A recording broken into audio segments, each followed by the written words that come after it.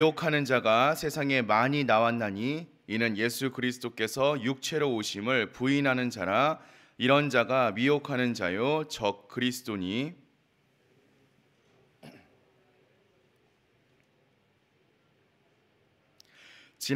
지나쳐 그리스도의 교훈 안에 거하지 아니하는 자는 다 하나님을 모시지 못하되 교훈 안에 거하는 그 사람은 아버지와 아들을 모시느니라.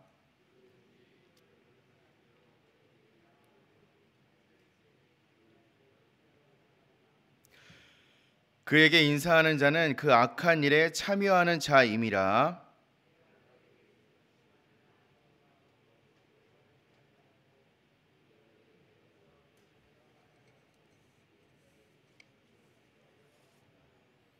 함께 보시겠습니다.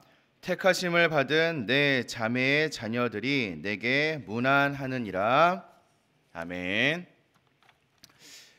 우리가 함께 신앙생활을 하고 있는 이 교회 공동체는 이단의 거짓 가르침으로부터 복음의 순수성을 지켜야만 하는 막중한 책임을 가지고 있는 공동체입니다. 우리가 붙잡고 있는 것은 다른 것이 아니라 오직 이 세상의 유일한 가치인 복음입니다. 그렇기 때문에 우리는 세상 끝날까지, 주님 다시 오실 때까지 반드시 이 복음을 지켜야만 하고 복음의 순수성을 붙잡고 살아가야만 합니다. 초대교회로부터 지금까지 미혹하는 자들, 조금 다르게 표현하자면 세상과 이단들은 교회 안팎에서 지속적으로 성도들을 공격하고 있었습니다. 그리고 그들의 공격의 목표는 언제나 복음의 순수성이었습니다. 진리에서 떠나서 부패하게 만들려고 하는 이 악한 시도들, 이 시도들이 초대교회부터 지금까지 이어지고 있다라는 사실을 우리는 기억하고 경계할 수 있어야 합니다. 그렇다면 우리는 이러한 공격과 위협으로부터 어떻게 방어하고 복음을 지킬 수 있겠습니까? 오늘 말씀을 통하여서 사도 요한은 어떻게 교회가 굳건히 설 수 있는가에 대한 가르침을 우리에게 전해주고 있습니다. 2022년을 마무리하고 있는 이 시점에서 왜 우리에게 이런 말씀을 주고 있으신지 그 의미를 좀 생각해 보며 오늘 말씀의 은혜를 나누어 보고자 합니다. 먼저 우리가 기억해야 하는 것은 예수 그리스도는 모든 성경 말씀의 중심이고 본질이라는 사실입니다.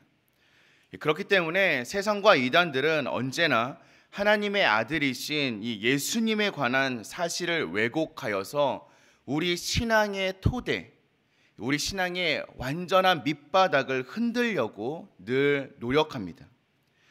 예수 그리스도께서 육체로 오신 사실을 부인하는 사람들, 혹은 예수님의 신성과 인성을 부인하는 모든 가르침들, 이러한 나쁜 가르침들과 잘못된 가르침들이 바로 적 그리스도다라고 오늘 말씀은 우리에게 분명하게 이야기하고 있습니다.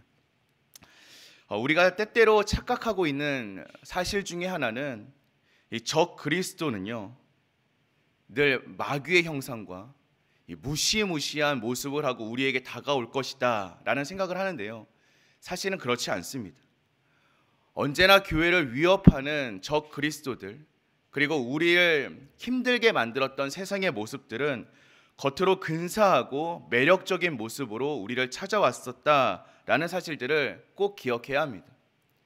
과거로부터 지금까지, 특별히 지금도 교회를 흔들고 있는 이 세상의 가르침들이나 세상의 어떠한 지식들, 이런 것들을 마주할 때 우리는 그것이 옳은 것 같다, 저렇게 살면 맞는 것 같다, 저들이 말하고 있는 것이 참 지식인의 이야기인 것 같다라고 생각이 들 정도로 늘 근사하고 매력적인 이야기들을 교회에 전하고 있습니다.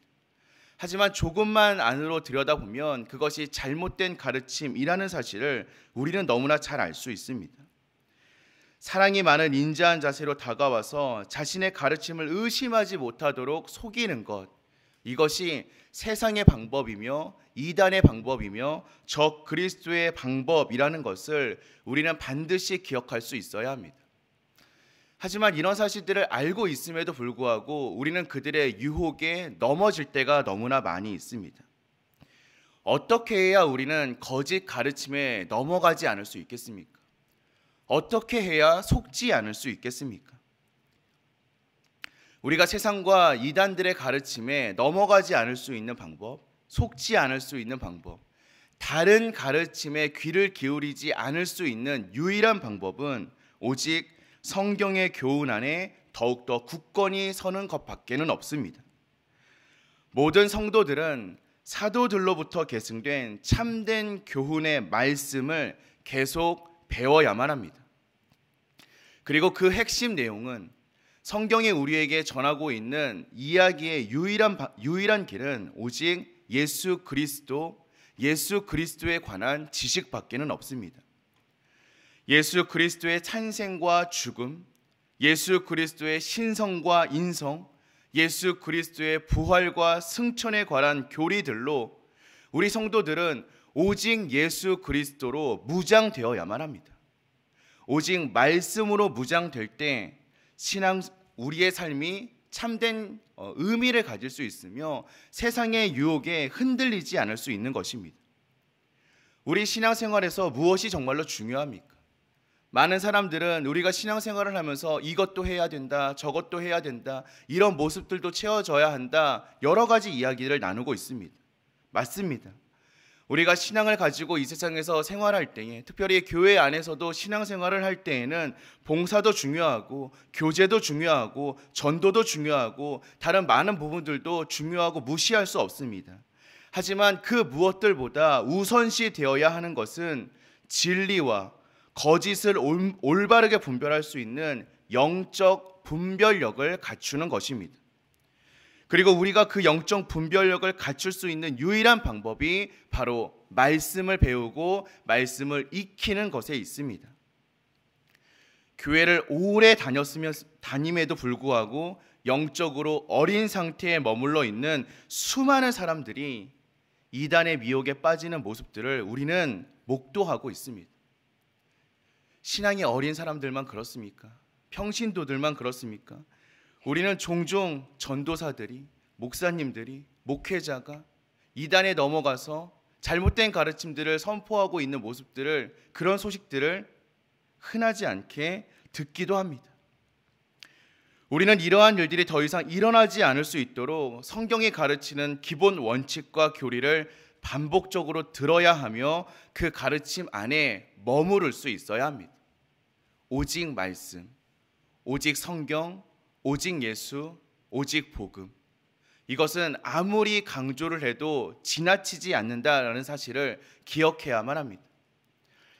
하지만 참 안타까운 것은요, 때때로 교회 안에서 예수, 복음 하면 때때로 지겨워하시는 분들이 계십니다.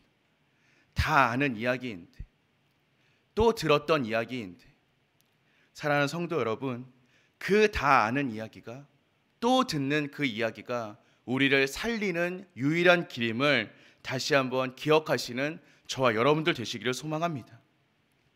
오늘 말씀 가운데에서 사도 요한은 거짓 교사들을 어떻게 대해야 하는지에 대해서도 우리에게 알려주고 있습니다. 사도 요한이 살았던 그 당시에는 순회 전도자들이 하나님의 말씀을 전하기 위하여 교회를 방문하거나 개인 가정을 방문하는 일들이 많이 있었습니다. 교회나 가정에서 그들을 대접하고 환대하는 일들은 아주 중요한 섬김으로 인식되었습니다.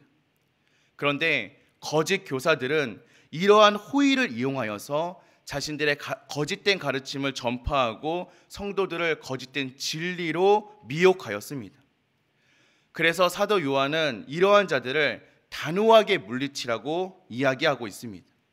그들에게는 간단한 인사조차도 나누지 말라라고 우리에게 도전하고 있습니다. 그들과 접촉했다가는 현혹당하기 쉽기 때문입니다. 우리가 잘 알고 있는 것처럼 우리는 거짓된 가르침을 전하는 세상과 혹은 이단과 이야기를 나누면요, 말싸움에서 절대로 이길 수가 없습니다. 왜냐하면 그들은 무논리가 논리이기 때문입니다.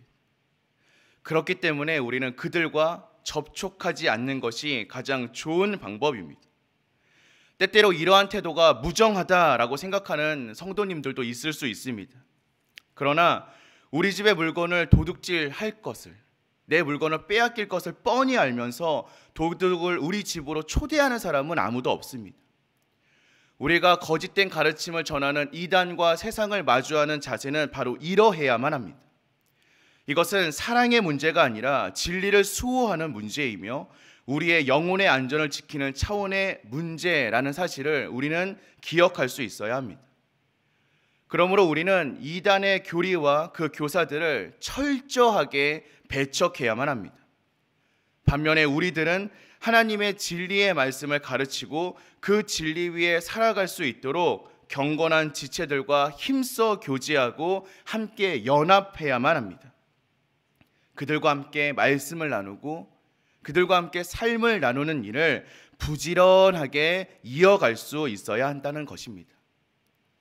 우리가 진리의 터 위에서 연합하며 하나로 살아갈 수 있다면, 정말 말씀으로 똘똘 뭉친 하나의 공동체를 이룰 수 있다면 거짓된 교리들이 우리를 위협하거나 세상이 우리를 현혹할 수 있는 일들이 일어나지 않을 것이며, 혹여 우리 가운데 그런 일들이 있다 할지라도 우리는 철저하게 분별하고 물리칠 수 있을 것이다 라는 것입니다. 사랑하는 성도 여러분, 교회는 하나님의 아들이신 예수 그리스도의 공로 위에 세워진 하나님의 가족 공동체입니다. 그러므로 교회는 예수 그리스도에 관한 바른 진리로 무장해야만 하며 서로 사랑함으로 지체들이 영적으로 연합해야만 합니다. 진리 안에 거하고 사랑 안에서 하나 되는 공동체가 되어야 한다라는 것입니다. 이제 2022년이 얼마 남지 않았습니다. 2023년 새해를 준비하고 있는 이때에 우리에게 이러한 말씀을 주시는 이유가 어디에 있습니까? 혹시 성도 여러분, 내년 우리 교회 표어가 뭔지 혹시 알고 계시나요? 2023년도 정년교회 표어는요, 제자의 길을 걸어가는 사랑과 진리의 공동체입니다. 사랑하는 성도 여러분들께서는 제자가 무엇이라고 생각하십니까? 제자 훈련을 받은 사람, 혹은 교회 안에서 특별한 프로그램을 이수한 사람, 그런 사람들을 제자라고 생각하십니까? 성경이 우리에게 말하고 있는 참된 제자의 삶은 성경대로 생각하고 성경대로 살아가는 사람들입니다. 하나님의 말씀대로 살아갈 수 있는 사람들이 바로 제자라는 것입니다. 바라옵기는 내년 한 해를 통하여서 우리 정륜의 모든 공동체가 제자로 거듭나는 우리 정륜교회가 되기를 소망합니다. 우리가 정말로 말씀을 붙잡고 말씀대로 살아가기를 노력하는 믿음의 공동체가 된다면, 그리고 만날 때마다 이 말씀을 나누며 말씀이 기반이 된 우리의 삶을 나누는 연합된 공동체가 될 수 있다면, 오늘 요한 사도가 우리에게 이야기하고 있는 것처럼 우리는 이단의 공격에 흔들리지 않는 공동체가 될 수 있으며 세상의 어떠한 위협에도 흔들리지 않는 믿음의 공동체가 될 수 있음을 믿어 의심치 않습니다. 저는 내년 한 해를 통하여서 우리 정륜교회가 이런 하나 되는 공동체가 되기를 기도합니다. 말씀으로 무장된 우리 성도님들 한 사람 한 사람이 되시기를 주님의 이름으로 축원드립니다.